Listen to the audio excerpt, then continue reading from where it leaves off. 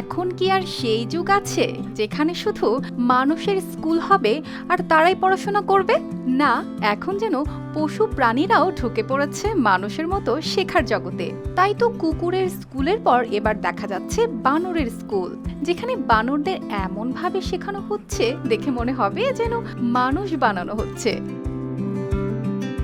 শুনতে মজার লাগলেও চীনের ডংউই শহরে এটাই এখন বাস্তবতা। এখানে চালু হয়েছে জাপানি ম্যাকাক বানরদের জন্য একটি বিশেষ স্কুল, যাদের অনেকেই স্নো মাঙ্কি নামে পরিচিত, কারণ তারা সাধারণত খুব ঠান্ডা অঞ্চলে বাস করে। প্রতিদিন সকাল হলে শুরু হয় তাদের ক্লাস।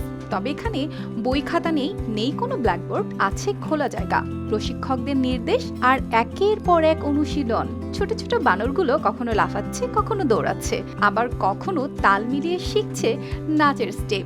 ধীরে ধীরে এই শেখাটা রূপ নেয় পারফরমেন্সে।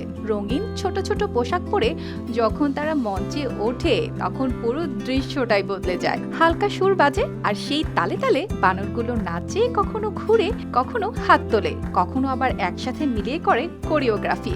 দর্শকদের জন্য এটা যেন এক অদ্ভুত অভিজ্ঞতা, যেখানে প্রাণীরা শুধু প্রাণী নয়, বরং এক একজন ছোট্ট পারফর্মার। এই উদ্যোগের মূল উদ্দেশ্যও সেটাই। এই বানরদের প্রশিক্ষণ দিয়ে তৈরি করা হচ্ছে পারফরমেন্সের জন্য, যাতে তারা চীনের বিভিন্ন জায়গায় ঘুরে ঘুরে শো করতে পারে। অর্থাৎ এই স্কুল তাদের জন্য এক ধরনের প্রস্তুতির জায়গা।